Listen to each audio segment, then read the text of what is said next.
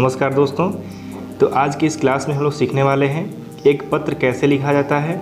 और पत्र लिखना तो सभी को आता है, लेकिन एक अच्छा सा पत्र जो कि एक फॉर्मेट में हो, सुंदर तरीके से हो, वो कैसे हम लिखें। तो आइए आज के इस क्लास में हम लोग सीखने का प्रयास करते हैं। तो सबसे पहले समझते हैं कि पत्र हम लिखते क्यों हैं, पत्र लिखने का मकसद क्या होता है, उद्देश्य क्या होता है। जैसे कि आप देख पा रहे हैं कि पत्र किसी व्यक्ति द्वारा लिखित एक संदेश है जिसे हम किसी उद्देश्य से लिखकर किसी को भेजते हैं और अपने उद्देश्यों की पूर्ति कर सकते हैं। समझ रहे हैं बात को। Letter is a message written by a person that we send to anyone for any purpose and can fulfil their objectives.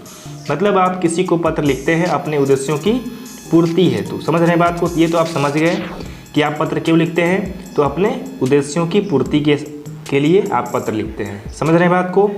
यहाँ तक कोई परेशानी नहीं है। अब आप देख सकते हैं यहाँ पर कि जो पत्र होते हैं हमारे, वो टोटली दो प्रकार के होते हैं, एक फॉर्मल और इनफॉर्मल। ठीक है, जिसको कि हिंदी में औपचारिक और अनौपचारिक पत्र बोला जाता है। समझ रहे हैं बात को। तो पत्र कितने प्रकार के हो गए? दो प्रकार के, फॉर्मल और इनफॉर्मल। तो इस क्लास में हम लोग जो सीखने वाले हैं वो फॉर्मल लेटर है। तो आइए सबसे पहले समझते हैं कि फॉर्मल लेटर क्या होता है। तो देखिए, फॉर्मल लेटर एक औपचारिक पत्र है जो कि हम एक आधिकारिक उद्देश्य के साथ लिखते हैं। हम आधिकारिक मतलब ऑफिशियल पर्पस के लिए लिखते हैं। Formal letter is letter that we write for official purpose. जैसे मान लीजिए कि प्रिंसिपल हो गए, डायरेक्टर हो गए, डॉक्टर हो गए, मैनेजर हो गए।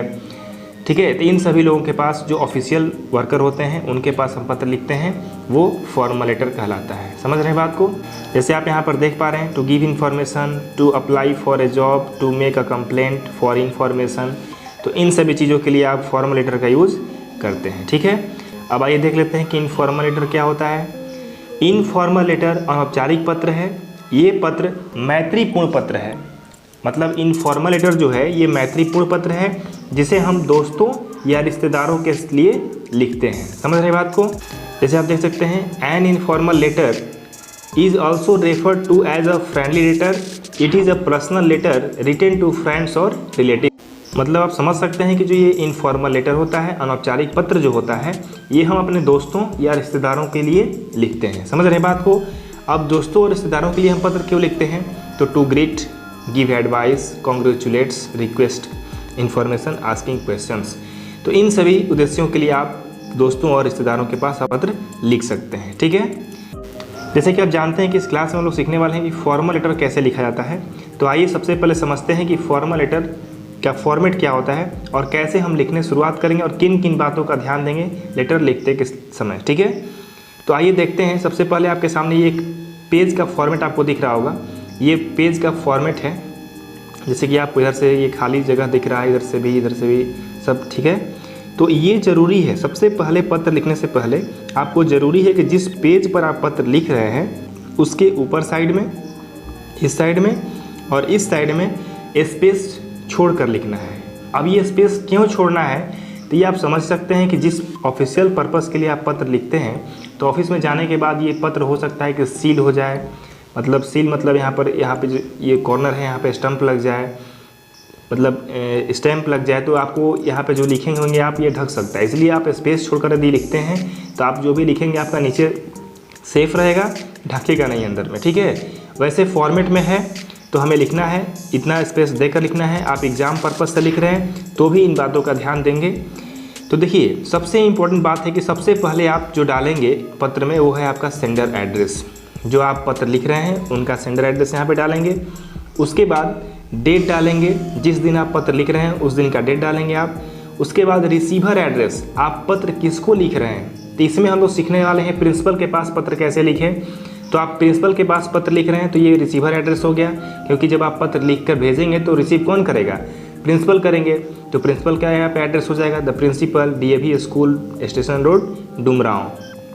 तो ये हो गया आपका रिसीवर एड्रेस। उसके बाद सब्जेक्ट डालना है, ये सबसे ज़्यादा इंपॉर्टेंट है। और सब्जेक्ट को कोशिश करना है कि कम से कम 4 से 5 वर्ड में ही डालें, इससे ज़्यादा नहीं। 4 से 5 वर्ड या फिर खूब से खूब 6 वर्ड में से अधिक वर्ड उसमें यूज़ नहीं करना है। मतलब सब्जेक्ट लिखते समय आपको 4 से 5 या फिर 6 वर्ड से अधिक वर्ड्स यूज़ नहीं करना है। अब देख सकते हैं आप कि सैल्यूटेशन, सब्जेक्ट के जस्ट नीचे आपको सैल्यूटेशन देना है, सर या मैडम। डियर लगा करके आप सर लगा सकते हैं, मैडम लगा सकते हैं। यदि आपको कन्फ्यूजन है कि जो प्रिंसिपल हैं और सर हैं कि मैडम हैं, तो आप डायरेक्टली सर का यूज़ कीजिए, क्योंकि सर का यूज़ आप दोनों के लिए कर सकते हैं, लेकिन मैडम का यूज़ सिर्फ लेडीज़ के लिए हो सकता है। ठीक है, तो आप समझ गए कि यहाँ तक क्या करना है। अब बात करते हैं बॉडी ऑफ लेटर की, जो कि सबसे अहम भाग है लेटर का। तो देखिए, बॉडी ऑफ लेटर में क्या करना है, इसको आपको 3 पैराग्राफ में लिखना है, पैराग्राफ 1, पैराग्राफ 2, पैराग्राफ 3। अब ध्यान दीजिएगा इस बात पर कि जो पैराग्राफ 1 में आप लिखने वाले हैं वो आपका इंट्रोड्यूस होगा, मतलब आपका इंट्रोडक्शन होगा कि आप हैं कौन। मान लीजिए कि आप जब पत्र लिख कर भेजेंगे प्रिंसिपल के पास, तो समझेंगे ना कि आप कौन है जो पत्र लिखे हैं उनके पास। तो यहाँ पर आप अपना परिचय देंगे, जैसे यहाँ पे लिखा हुआ है, I Ranjit Tiwari, I am a student of standard 8B of your school. तो इससे प्रिंसिपल को पता चलेगा कि हाँ, आप किस क्लास के बच्चे हैं और सेक्शन क्या है आपका। अब सेक्शन बी में जो है, जैसे कि आप यहाँ पर सब्जेक्ट में डाले हुए हैं चेंज सेक्शन, आप प्रिंसिपल समझ गए कि आपको सेक्शन चेंज करवाना है, लेकिन सेक्शन क्यों चेंज करवाना है तो आप यहाँ पर डिटेल में लिखेंगे पैराग्राफ 2 में। मतलब जो भी सब्जेक्ट होगा आपका, उसको यहाँ पर पैराग्राफ 2 में आप उसको डिटेल में लिखेंगे कि आप छुट्टी लेना चाहते हैं तो क्यों लेना चाहते हैं, मतलब सेक्शन चेंज करना चाहते हैं तो क्यों सेक्शन चेंज करना चाहते हैं, कारण क्या है। तो यहाँ पे आप देख सकते हैं कि I want to change my section in section C because many of my friends read in section C, so I also want to read with them. They live near my house and I can easily contact them.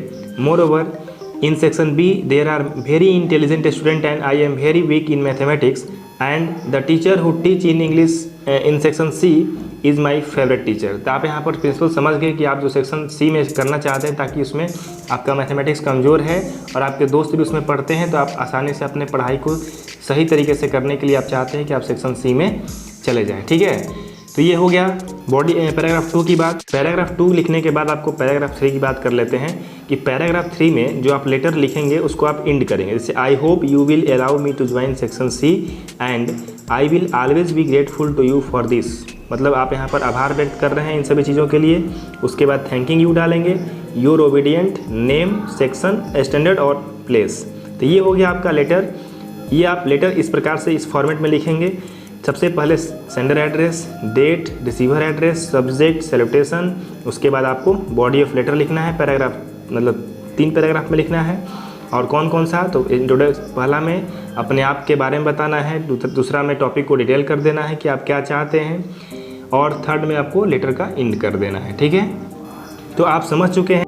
अब इस letter में आप लिखने से पहले एक चीज़ का ध्यान देंगे कि हम जो रेड कलर से लिखे हुए हैं जितना चीज़ इसमें, उसका यूज़ आपको लेटर में नहीं करना है। ये बस आपको समझाने के उद्देश्य से लिखा गया है। जैसे यहाँ पर सेंडर एड्रेस आपको नहीं लिखना है, डायरेक्ट आप एड्रेस लिखेंगे B27 यहाँ पर, और ये एड्रेस आपको डालना है, ये नहीं डालना है। ठीक है, ये डेट नहीं लिखना है, बस डायरेक्ट डेट लिखिए।